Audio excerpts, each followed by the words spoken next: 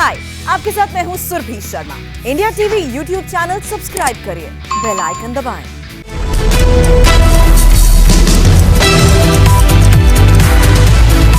नमस्कार, मैं हूं अमित पालित। सुबह के 9 बजने वाले हैं और वक्त है 9 बड़ी खबरों का। आज हम आपको बताएंगे आज सुबह से कहां खत्म होने लगा है लॉकडाउन, क्या आज से शुरू हो रहा है यूपी सरकार का मेगा वैक्सीनेशन मिशन और मौसम को लेकर क्या बड़ा अलर्ट आया। लेकिन शुरुआत करते हैं इस वक्त की सबसे बड़ी सियासी खबर से।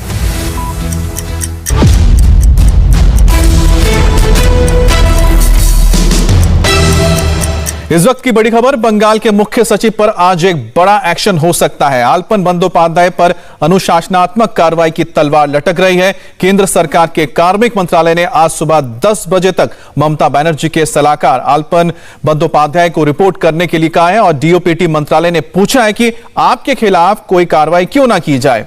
सोमवार को डीओपीटी को रिपोर्ट नहीं कर पाने की वजह से आलपन बंदोपाध्याय को कारण बताओ नोटिस भी भेजा गया है।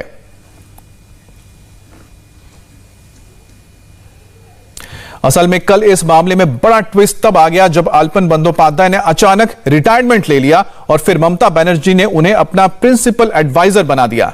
अब आलपन बंदोपाध्याय अगले 3 साल तक इस पद पर रहेंगे और अपर मुख्य सचिव गृह एचके द्विवेदी को बंगाल का नया मुख्य सचिव बनाया गया है। दरअसल 31 मई को आलपन बंदोपाध्याय का कार्यकाल खत्म हो रहा था, जिसे 3 महीने के लिए राज्य सरकार की गुजारिश पर बढ़ाया गया था। लेकिन इस बीच केंद्र सरकार ने आलपन बंदोपाध्याय को वापस बुला लिया। आलपन बंदोपाध्याय को कल दिल्ली में department of personal and training में रिपोर्ट करने को कहा गया था, लेकिन ममता बनर्जी सरकार ने उन्हें रिलीज करने से इनकार कर दिया, जिसके बाद आलपन बंदोपाध्याय दिल्ली नहीं आए। अब बात करेंगे संवाददाता देवेंद्र पराशर से। देवेंद्र, जब आलपन बंदोपाध्याय ने त्याग पत्र दे दिया यानी कि रिटायरमेंट ले लिया है, तो ऐसे में क्या उन पर कार्रवाई हो सकती है? अगर होती है तो क्या होगी?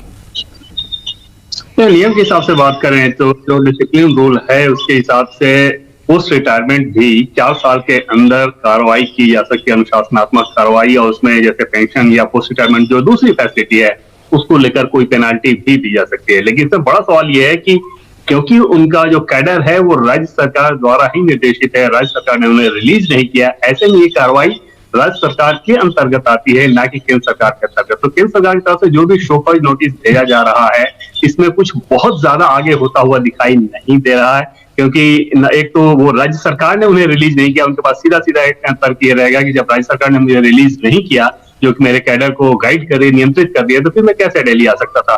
और दूसरी चीज ये कि उनके पास कोर्ट जाने का विकल्प भी रहेगा। कोर्ट में तमाम तर्क वहां से रखे जाएंगे बंगाल सरकार के द्वारा कि हमसे किसी प्रकार की कोई सहमति नहीं ली गई थी, राज्य सरकार के द्वारा इस मसले पर कोई चर्चा नहीं हुई थी। तो ये सारे तर्क उनके पास उपलब्ध हैं। निश्चित तौर पर वो इसे अपने बचाव के तौर पर दिखाएंगे, जबकि डीओपीटी ने और शोकॉज नोटिस जारी करते हुए आज तक का भी उन्हें समय दिया था। जाहिर तौर पर आज वो आ नहीं रहे हैं क्योंकि उन्होंने खुद रिटायरमेंट ले लिया, एडवाइजर बन चुके हैं। तो कुल मिलाकर ये एक पोस्टिंग वाली लड़ाई होती ज्यादा दिख रही है। जी अमित जी, बहुत बहुत शुक्रिया आपका। और इससे पहले ममता बनर्जी ने प्रधानमंत्री नरेंद्र मोदी को एक चिट्ठी भी लिखी है, जिसमें ममता बनर्जी ने केंद्र सरकार के ऑर्डर पर हैरानी जताई। उन्होंने चिट्ठी में लिखा है कि 28 मई वाला केंद्र का आदेश हैरान करने वाला है। केंद्र सरकार ने एक तरफा आदेश दे दिया और पश्चिम बंगाल सरकार से बिना चर्चा किए आदेश दिया गया। केंद्र का आदेश अभूतपूर्व और गैर कानूनी असंवैधानिक है। केंद्र सरकार का फैसला समझ से परे है। ममता ने सवाल उठाया कि तबादले का कलाईकुंडा की मीटिंग से संबंध तो नहीं है। ममता ने साफ साफ कह दिया है कि मुख्य सचिव अल्पन को वो रिलीज नहीं करेंगी और बंगाल सरकार को अल्पन बंदोपाध्याय की जरूरत जनहित में अपना आदेश वापस केंद्र को लेना चाहिए। What message Modi government is giving to the country? They want to create disaster for the federal structure. Why the chief secretary to SDO to BDO, the central government, whenever they will desire, they will call them. Are they at the bonded labor? I can call also. There are so many Bengal cadres officers are working in the central government. If we confront like this, what will be the future of this country? Mr. Prime Minister, Mr. Busy Prime Minister, Mr. Mon Ki Baat Prime Minister, what you want? What you want to finish me? Can you do it? Never. Even I will appeal all the state government, all the opposition state government, and all the senior leaders of this country, and all the NGOs, all the intellectuals, all the political persons, all the IAS and IPS, please be together and state service officer also. Please be together and fight the battle. It is not only the battle of Alapan Bandyopadhyay. This battle is for all the bureaucracy, all the bureaucrats. और इस वक्त की बड़ी खबर उत्तराखंड से सटे border पर चीन इंफ्रास्ट्रक्चर को और मजबूत कर रहा है। ये वो एरिया है जो तिब्बत से सटा हुआ है। हिमाचल प्रदेश के मुख्यमंत्री ने कहा है कि चीन की तरफ से ऊंचाई वाले इलाकों में कुछ सर्विलेंस एक्टिविटी भी देखी गई है और इस बारे में वो केंद्र सरकार को सूचना देंगे। हम गए थे, सेना के जवान हमारे वहां पर हमारी रक्षा के लिए सीमा पर बहुत कठिन परिस्थितियों में भी काम करते हैं। उनके बीच में जाकर उनको हौसला देना ये हमारा दायित्व बनता है। उस दृष्टि से हम देखते हैं हिमाचल प्रदेश की तो सीमा जो तिब्बत की सीमा के साथ लगती है, तिब्बत का अभिप्राय चाइना ही आज की तारीख में, लेकिन उसके बावजूद ऐसी कोई बहुत बड़ी बात इस तरह की तो नहीं है, लेकिन फिर भी चाइना अपने यहाँ आकर के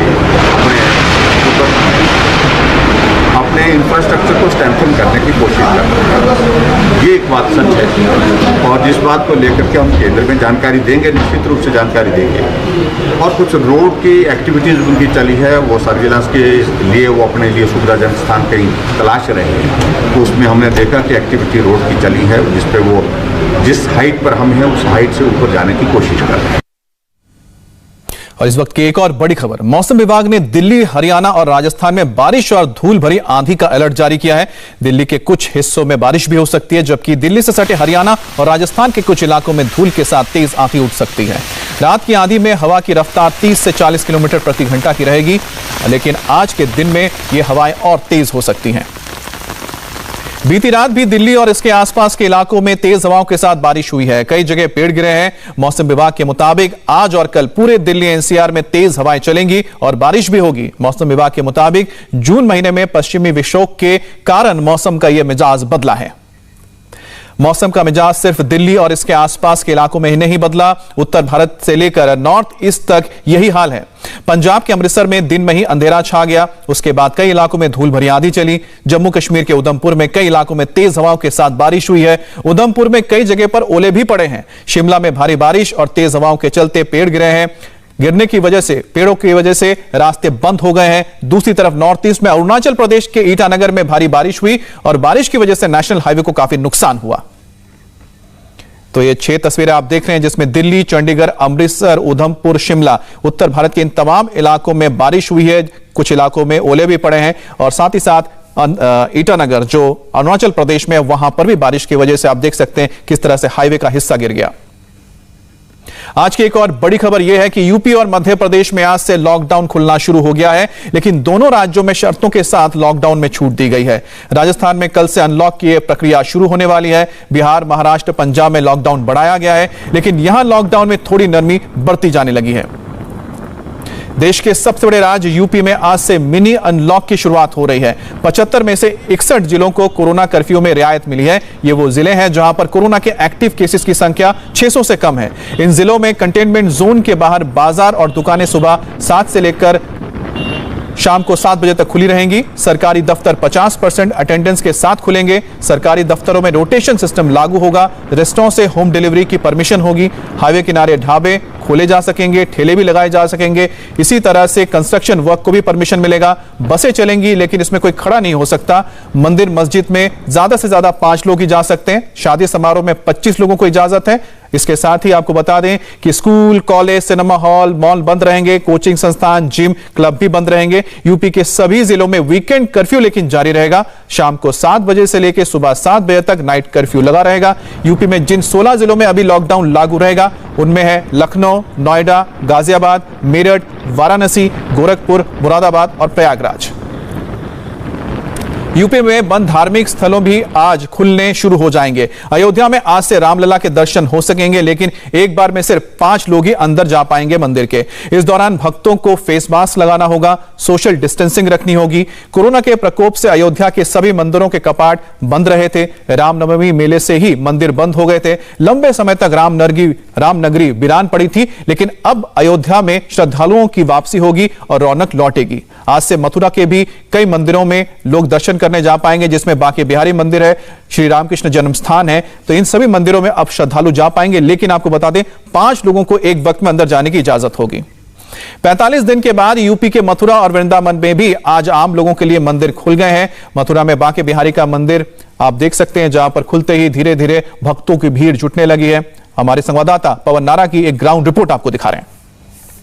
मथुरा वृंदावन में मंदिर अब खुल गए हैं। 45 दिन के बाद आज वृंदावन में बांके बिहारी मंदिर में दर्शन सुबह 8 बजे से शुरू हुए और अब भक्त यहां पहुंच रहे हैं।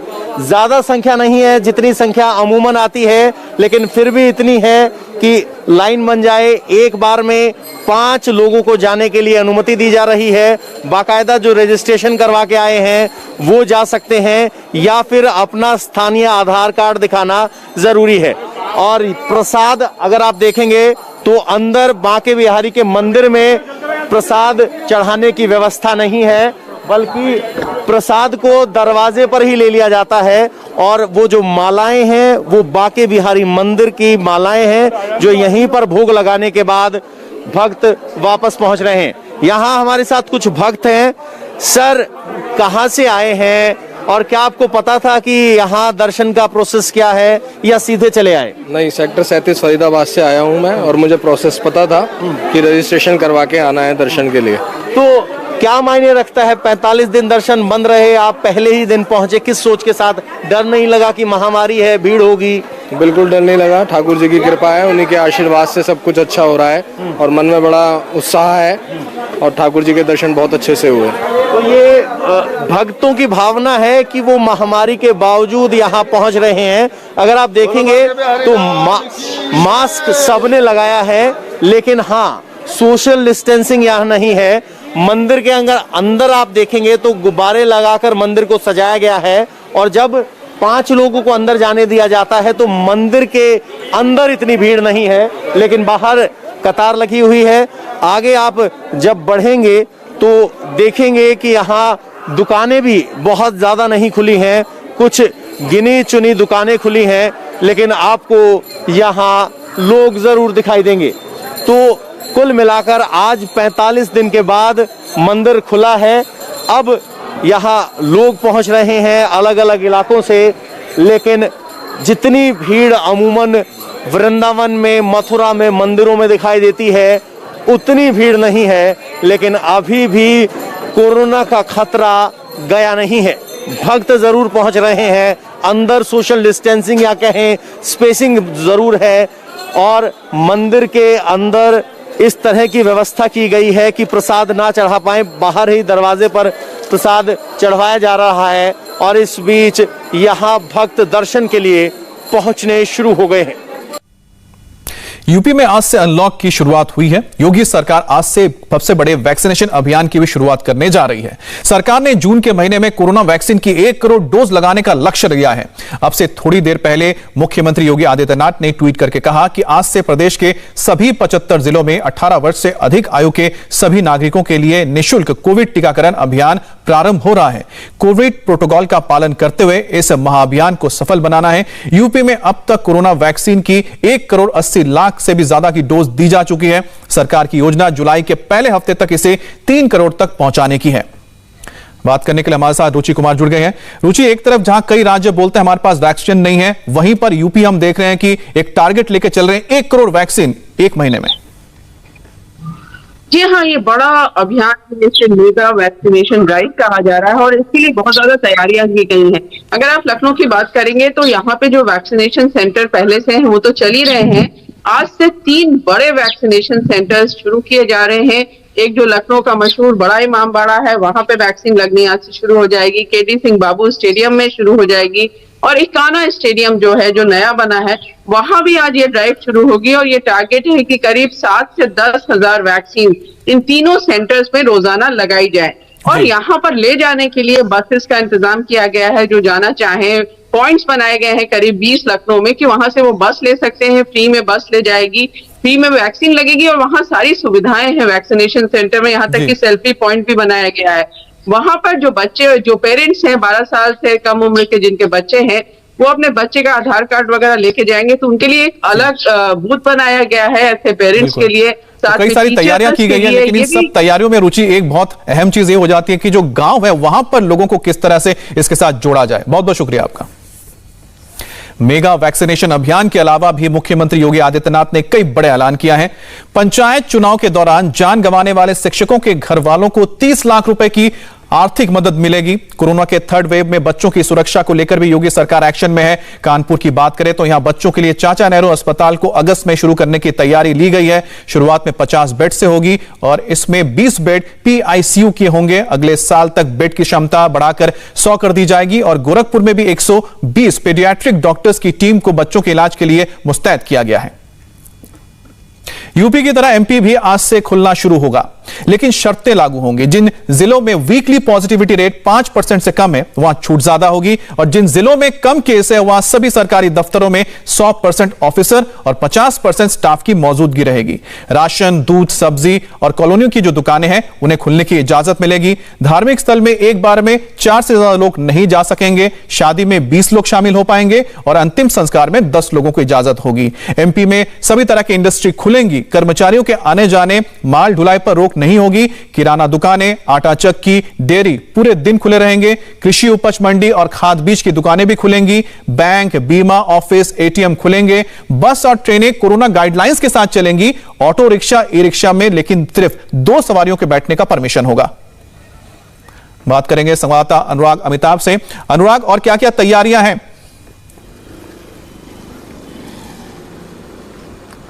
देखिए, निश्चित तौर पर 50 दिनों के लंबे लॉकडाउन के बाद मध्य प्रदेश जो है वो अनलॉक होना शुरू हुआ है। इस दौरान जैसा आपने कहा, जिन जगहों पर 5% से ज़्यादा संक्रमण की दर है वहाँ पर जो है वो कम छूट दी जाएगी। आपको बता दूं कि ये जो लॉकडाउन है रात को खुल ज़रूर रहा है अभी, लेकिन रात को 10 बजे से, शुक्रवार रात 10 बजे से सोमवार सुबह 6 बजे तक पूरे प्रदेश में जिस तरीके से लॉकडाउन लगता है उसी तरीके से 56 घंटे का लॉकडाउन लगेगा। इसके अलावा लॉकडाउन भले ही आज खुल गया है, लेकिन हर रात को 10 से सुबह 6 बजे तक भी उसी तरीके से लॉकडाउन लागू रहेगा जैसे अब तक चलता आया है, ताकि संक्रमण जो है वो रातों में न फैले। इसके अलावा सुविधाएं जो है, अगर हम कहें कि 5% दर जहां पर है वहां पर कम सुविधाएं मिलेंगी। भोपाल, राजधानी भोपाल में तमाम जो धार्मिक स्थल है वहां पर 4 लोगों के साथ जाने की अनुमति है। जो किराने सब्जियों की दुकान है, आटा चक्की है, वो रात को 8 बजे तक खुल सकेंगे। लेकिन इंदौर में चूंकि पॉजिटिविटी दर 5% से ज्यादा है, इसलिए वहां 12 बजे तक ही किरानों की दुकान को खोलने की अनुमति। तो कुल मिलाकर आपका यह कहना है कि छूट तो मिले हैं, लेकिन साथ ही साथ एहतियात भी बरता जा रहा है ताकि केस आगे ना बढ़े। बहुत बहुत शुक्रिया आपका।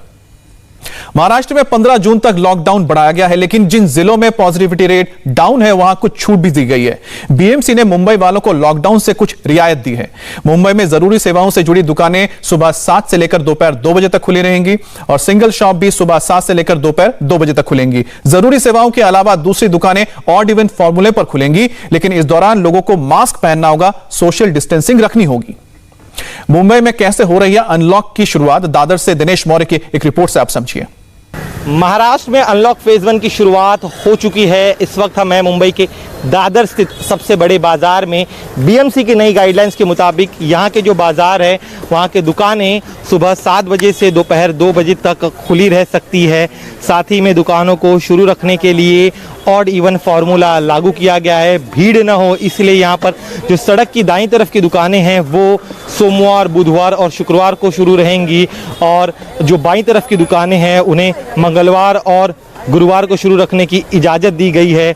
अगले हफ्ते ये फार्मूला रिवर्स हो जाएगा। जो बाईं तरफ की दुकानें होंगी वो सोमवार, बुधवार और शुक्रवार को शुरू रह सकती हैं और दाईं तरफ की दुकानें जो हैं वो मंगलवार, गुरुवार को शुरू रह सकती है।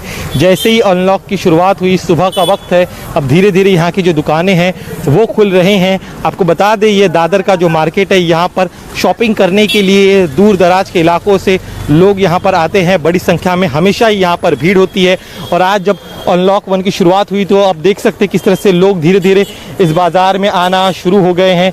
तमाम तरह की दुकानें, कपड़े की दुकान हो या फिर इलेक्ट्रॉनिक्स या अन्य चीज़ों की दुकानें यहाँ पर इस बाज़ार में हैं।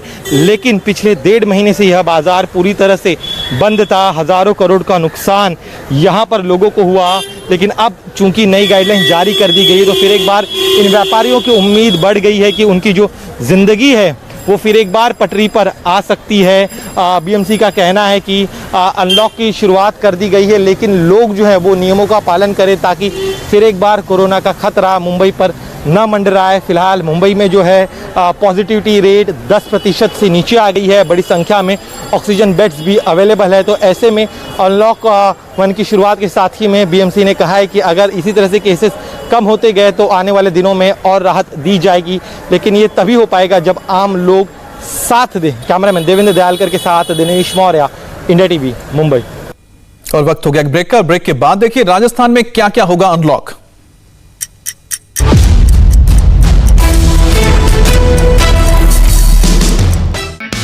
हाय, आई एम सुरभि शर्मा। खबरों से अपडेट रहने के लिए India TV YouTube channel subscribe करिए, साथ में बेल आइकन जरूर दबाएं। जुड़े रहें इंडिया टीवी के साथ।